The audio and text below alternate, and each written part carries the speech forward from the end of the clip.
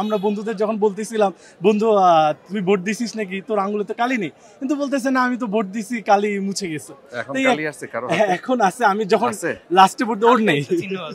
প্রথমত আমি দোষ দিব অব্যবস্থাপনা, একদম বলতে গেলে ওরা ব্যবস্থাপনায় যথেষ্ট ছিল না। কিছু কেন্দ্রে আমি 21 নম্বর হলে ছিলাম, আমাদের কেন্দ্র মোটামুটি ব্যবস্থাপনা ঠিক থাকলেও সকালবেলা আমাদের কালি দেওয়ার ক্ষেত্রে বিশেষ করে যারা ভোট দিয়েছে ওদের কলমের কালি দেওয়া হয়নি শুরুতে, এবং পরবর্তীতে অনেকগুলো হলে কালি দিয়েছে, এটা মুছে গেছে। আমরা বন্ধুদের যখন বলতেছিলাম বন্ধু তুই ভোট দিছিস নাকি, তোর আঙুলে তো কালি নেই, কিন্তু বলতেছে না আমি তো ভোট দিছি, কালি মুছে গেছে। এখন আছে, আমি যখন লাস্টে ভোট ওর নেই, জি আমার আছে, আমি দুপুরে পর দিছি, তখন আবার মানে প্রশাসনের বিষয়টা মনে মাথায় আসছে, ওরা আবার ব্যবস্থা তাড়াতাড়ি নিচ্ছে যে হ্যাঁ আমাদের মার্কারটা দরকার, যেটা মুছনীয় না।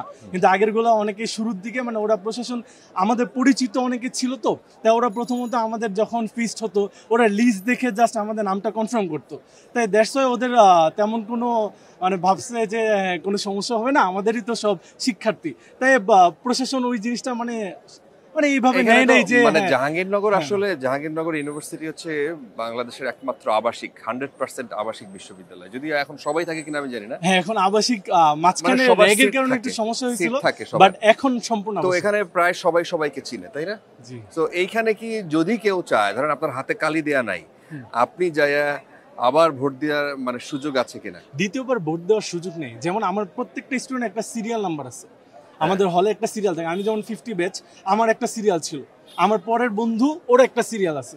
যখন একটা কাগজ এনেছে ওটা তো অবশ্যই আগে সাইন আছে, কারণ ওরা তো আমার বন্ধু সাইন করছে, তারপরে ওই অনুযায়ী আমি পরের জন সাইন করছি, তারপরে ওরা হচ্ছে 3টা ব্যালট আমার কেন্দ্রীয় জন্য আর একটা ব্যালট হলের জন্য দিয়েছে। তো ওটা মনে হয় না সম্ভব যে এখানে অন্য কেউ এসে ভোট দিয়ে যাবে। আর এখানে বিশেষ করে আমাদের ডিপার্টমেন্টে পরিচিত যারা অফিসার ছিল তারাই ছিল, আমাদের টিচাররাও এখানে ছিল। আমি যখন হঠাৎ যে বলবো আমি পরিবেশ বিজ্ঞানে পড়ি, আমার টিচার অবশ্যই আমাকে চিনবে। যেমন আমাদের পাশের কেন্দ্রে আমাদের একজন সম্মানিত টিচার ছিল, যখন আমার বন্ধুরা গেছে অবশ্যই টিচার তাকে আইডেন্টিফাই করছে, ওর সাথে কথা হয়েছে। দ্যাটস আমার মনে হয় না যে অন্য কেউ এসে ভোট দিয়ে চলে যাবে, এত ইজি জাহাঙ্গীরনগরে জাকসু নির্বাচন হবে আমার মনে হয় না। তাহলে এই অভিযোগ আসছে কেন? অভিযোগটা আমাদের কেন্দ্র থেকে আসেনি, এখন অন্য কেন্দ্র কি হয়েছে অভিযোগ তো আমি যাদের কাছে জিজ্ঞেস করি, মানে স্টুডেন্ট যারা ভোটার তাদের কাছ থেকে আসলে পাই না, অভিযোগটা আসছে প্রার্থীদের কাছ থেকে। এখন ওটা হচ্ছে সংগঠনের বিষয়, সংগঠন পূর্ববর্তী সংগঠনগুলোও এরকম ফিল্ড ওরা রোল করছে। এখন বর্তমানেও যদি এরকম করে এটা আমাদের জন্য খুবই কষ্টকর, কারণ 33 বছর পর জাকসু হচ্ছে, আমরা আশা করবো এটা সবচেয়ে যাতে সুষ্ঠু হয়। আর সবচেয়ে কষ্ট লাগবে যখন ওরা আসলে যে বন্ধনটা আমরা দেখছি, আগে আমরা একটা জিনিস জানতাম যে যেখানেই যাবি যাবি পাবি, আমাদের এই স্লোগানটা সবসময় ছিল যাবি যাবি পাবি। হ্যাঁ আমরা সবসময় যেখানেই যাই জাহাঙ্গীরনগর বিশ্ববিদ্যালয় বড় ভাই কাউকে না কাউকে পাই, এটা আমাদের জন্য সবচেয়ে আশীর্বাদ।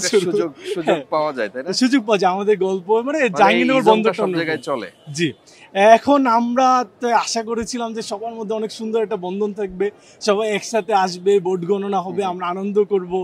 যারাই প্রার্থী হোক সবাই তো আমাদের প্রতিনিধি, ওরা তো কোনো দলীয় প্রতিনিধি না, ওরা আমাদের শিক্ষার্থীদের প্রতিনিধি। আমরা তো আশা করবো যে 33 বছর পরে জাকসু যত কিছুই হোক, অব্যবস্থাপনা প্রশাসন করছে, 33 বছর পর একটু হতেই পারে, বাট ওরা চাইলে আরেকটু সম্ভব ছিল যে শুরুতে অমোচনীয় কালি ব্যবহার করা, বিশেষ করে ব্যালট পেপারের নামগুলো এতগুলো ছিল, আমরা বলতেছিলাম যে জীবনে চিরকুট নিয়ে আজকে চিরকুট নিয়ে যাব, কারণ চিরকুট না ছিল। হ্যাঁ মুখস্থ করা সম্ভব না, এতজন প্রার্থী, হ্যাঁ এতজন হলে। অনেকে বিশেষ করে আমরা অনেকে ঢাকাবাসী, হলে থাকা হয়নি, কারণ আমাদের আগের পরিবেশটা এত ভালো ছিল না। এই প্রশাসন অনেকটা আবাসিক করতে পারছে, বাট আগে হলের প্রশাসন ওইভাবে সদিচ্ছাও কম ছিল, তো দেড়শো আগের পরিবেশটা তেমন ভালো ছিল না। তা এখন আমাদের পরিবেশ ভালো, সবই আমাদের আন্ডার, কিন্তু তাও নতুন নতুন জুনিয়র ব্যাচ আসছে, যেমন আমরা 50 ব্যাচ, আমি 53 এর ব্যাচ, অনেকেই চিনবে না, এটাই স্বাভাবিক।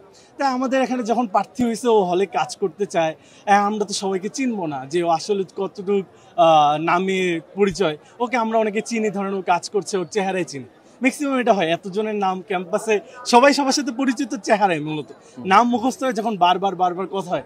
আর বিশেষ করে যারা সিনিয়র ব্যাচ, ওদের তো পড়াশোনা থাকে, তারপরে ওদের ল্যাব ইন্টার্নে যায়, তা ওরা তো বিজি থাকে নিজেদের লাইফ নিয়ে। লাস্ট মোমেন্টে শুরুর দিকে নাই বন্ধনগুলো তৈরি হয়, তখন ওরা যখন আমি বিশেষ করে আমি যখন জুনিয়র ব্যাচে কারো নাম দেখতেছি, আমি ভাবতেছি ওকে কি আমি চিনি, ও আসলে এই প্রার্থী এটা কে।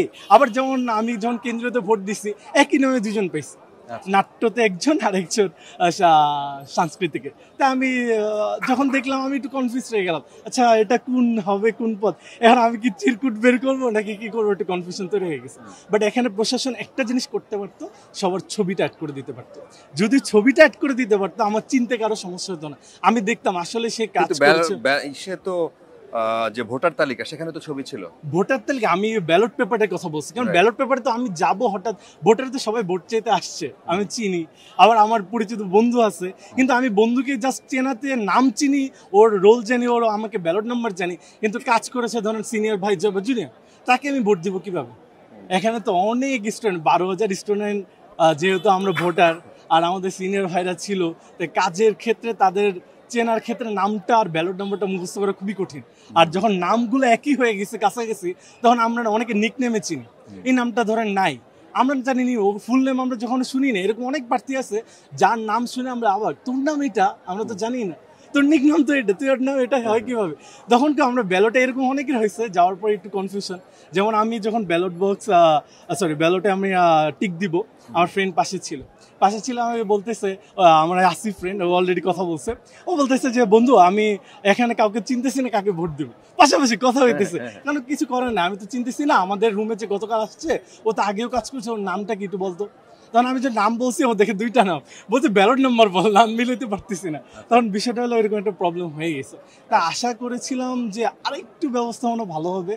জাহাঙ্গীরনগর জাকসু হচ্ছে 33 বছর পর, যা হয়েছে সেটা কি প্রশ্ন তোলার সুযোগ আছে কিনা? মানে সুষ্ঠু ভোট হয় নাই, অস্বচ্ছ ভোট হয়েছে, নিরপেক্ষ হয় নাই, গ্রহণযোগ্য হয় নাই, এটা বলার সুযোগ আছে? জিনিসগুলো ডাকসুতে যখন নির্বাচন হয়েছে জিনিসগুলো বারবার উঠে আসছে, কিন্তু প্রার্থীদের আসলে কি প্রতিনিধি যেমন কাজ করে তার ভোটও তেমন হয়।